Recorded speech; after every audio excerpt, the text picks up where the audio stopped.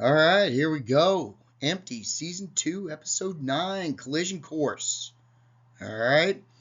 If you've missed my other episodes, or even Season 1, you can go to my YouTube channel, check them out, and get caught up. Basically, www.youtube.com/@EricRuggles, and the playlist is going to be Empty Podcast Episodes. While you're there, become a subscriber. All right, and get notifications when the next episode will be coming out. All right, here we go. Season 2 of Empty, Episode 9, Collision Course. And believe me, Kierion and Rayden are on that collision course. Rayden could not stop staring at this girl that just sat down next to him. She was beautiful. The girl finished logging in and noticed she had Rayden's attention. She turned toward Rayden and smiled. She said, "Rayden, are you okay?" Rayden, stunned she knew his name, with his jaw dropped already from how beautiful she was. His jaw dropped even further, if that was possible. Finally gaining composure, he said, "What did you just say?"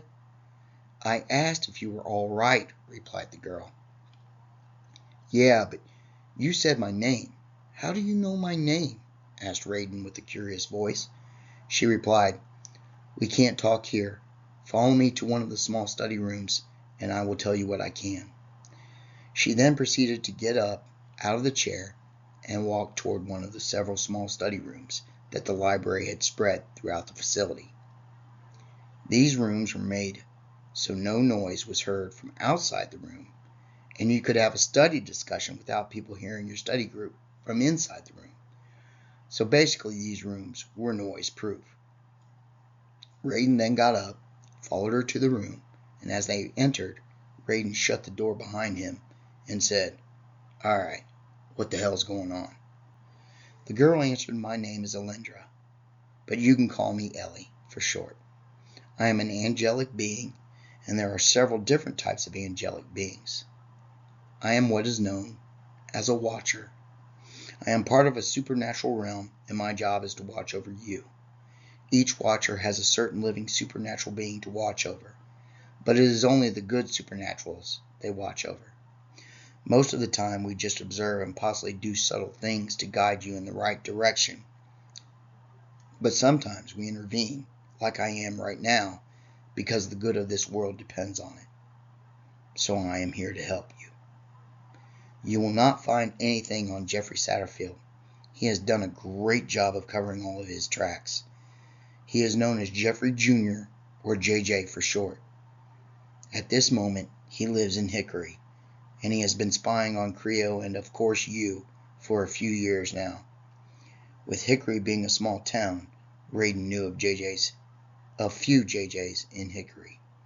Rayden was smart, and he knew the best place to keep and find tabs and information on people would be the sheriff's office.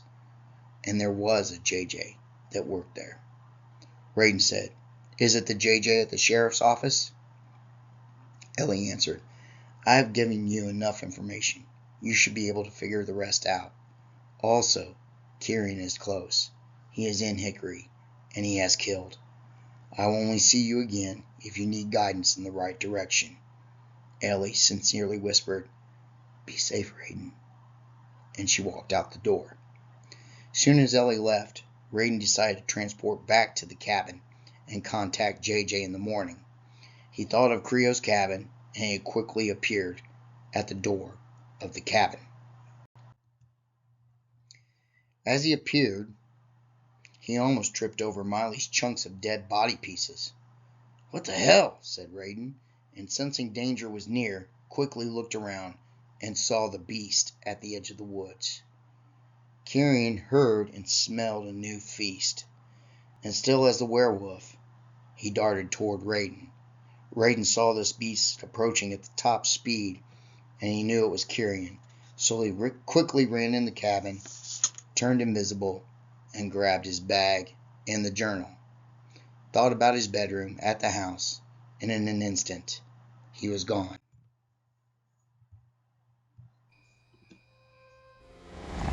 Just as he transported, Kierion smelled Rayden's scent and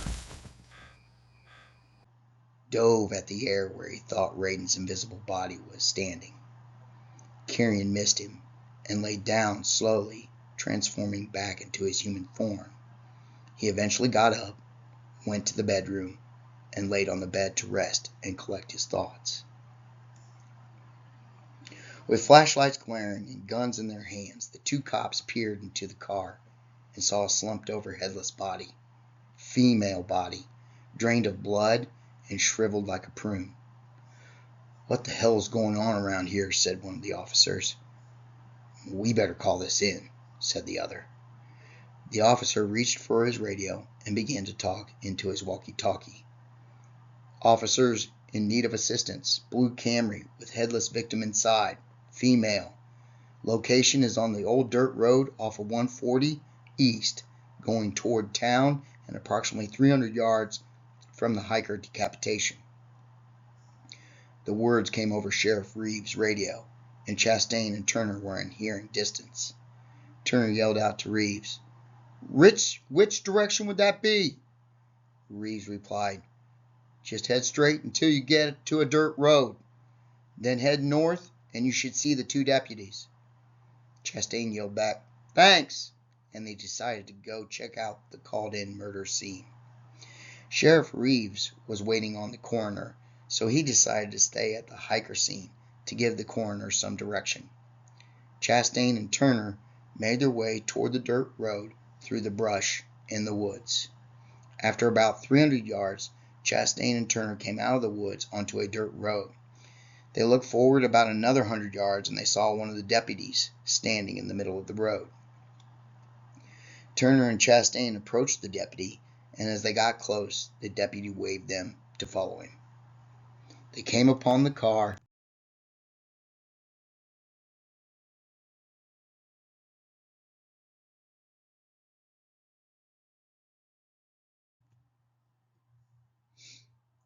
and looked in at the dead female body. Chastain grabbed the radio from the deputy and asked Reeves to get the fingerprints from the hiker and to come get the prints, if they could, from this body. It was going to be tough to get the prints from both, but Reeves felt it was possible and replied, "Sure thing." Turner took a look around the car and noticed the license plate. It read, Gen 1239. Turner said, "Wasn't the missing waitress' name Jennifer?" "It sure was," replied Chastain. "Well, I believe we found her." Again, Chastain used the radio to ask Reeves if he could contact Sturgill's Diner or dispatch, and gave the license plate number to find out what type of car Jennifer drove. About 7 minutes later, Reeves came over the radio and said, "Blue Toyota Camry was the make of the car." Chastain replied, "We found our missing waitress. Turner and I will go tell the parents and follow up with some questions." Reeves then spoke over the radio, telling Chastain to go ahead and go take care of the bad news and questioning. Reeves said he would stay there with his crew and clean up the crime scenes and verify identifications of the bodies, and then head back to the sheriff's office. 10-4, said Chastain and Turner, and they headed back to their car. Kierion laid on his bed.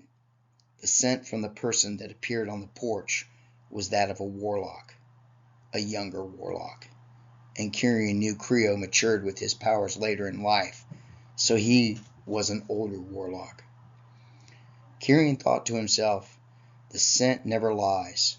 The backpack with the name on it, Rayden Miller, and of course the journal with Rayden's name in it, and then of course the person that took the bag and journal made it obvious that the person was Rayden. And that led to the fact that in order to find Creo, he's going to have to confront Rayden, find out what happened or where Creo was, and then kill Rayden. Rayden now was another obstacle in Kierion's way, and Kierion wanted to eliminate him as soon as possible. Kierion was pissed and had the urge to kill again, so he decided to rest a bit and then head to where he found his first victim, Sturgill's Diner, and try to find another victim. He knew it would be risky, but his urges to feed and kill again were too strong, and the kill would clear his urges and allow him to think clearly so he could plan his next step. But first, he would rest to gather more strength. Rayden appeared in his bedroom at his house, and the morning had arrived. He was relieved that he had escaped possible death, and he was able to collect his bag in Creo's journal. The bad thing was, he suspected that Kierion saw the bag, and it not only had his name on it, but inside the bag there was a tag with his contact information and address. If Kierion had been in the cabin snooping around, he might have seen that. So definitely, he was going to have to stay alert because Kierion might be on the prowl. Rayden decided to act on his hunch that JJ at the sheriff's office was Jeffrey Satterfield, and decided to wear a hoodie over his head to hide his face and make a visit to the sheriff's office. So he walked over to his closet and rummaged through some of his clothes and found a gray hoodie and put it on. He put the hood over his head and pictured himself in the woods near the sheriff's office. The less he was visible to the public, the better, and this also allowed him to get to the sheriff's office quicker. In an instant, Rayden appeared in the woods across from the sheriff's office. He looked around and waited to make sure no one would see him emerge from the woods. Finally, the coast was clear, and Rayden began to walk toward the sheriff's office.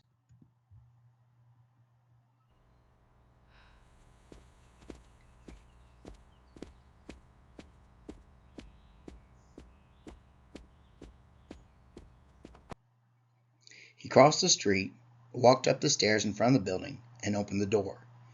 He took quick surveillance in case it would seem too dangerous to be there, but there was just dispatch and an older deputy sheriff at the counter.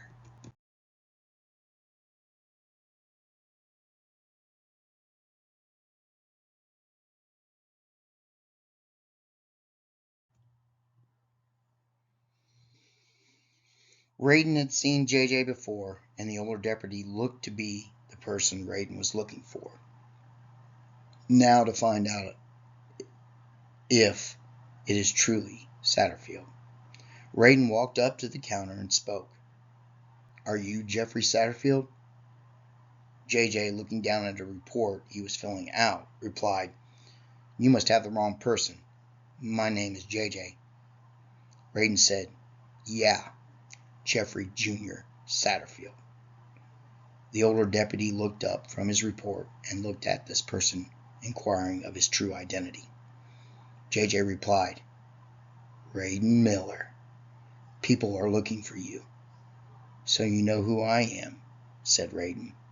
"Now tell me, are you Jeffrey Satterfield?" "I am," said JJ. JJ continued to tell Rayden that there were two big shot detectives down here looking for him about some murders at Ipswich Bay. Rayden said, "I can explain all of that, but they would not believe me. Only you would believe that story. Also, I know Kierion is here," said Rayden. JJ replied, "Yes, I know he is here." "Why are you here?" JJ asked Rayden. "We need to talk," said Rayden, and JJ agreed, and they motioned Rayden to come into a closed interrogation room. "Nancy, can you answer the phones as well? I need to speak to this young man." "Sure thing," said Nancy, who was the dispatch and now the temporary emergency phone operator. JJ and Rayden walked into the conference room, and JJ followed Rayden, the room closing the door behind them. So he followed him into the room, closed the door behind him, and they're about ready to have a nice discussion. All right. Hopefully you've enjoyed this episode. It's getting better, man. It's starting to come to where they're going to have a big ending. Okay. And hopefully you can get caught up. If you need to, you can go to my YouTube channel. There's the information, and go to the playlist, Empty Podcast Episodes. Get caught up so that you don't miss this big ending coming up in the next few episodes. Thank you for listening, and I appreciate all of you.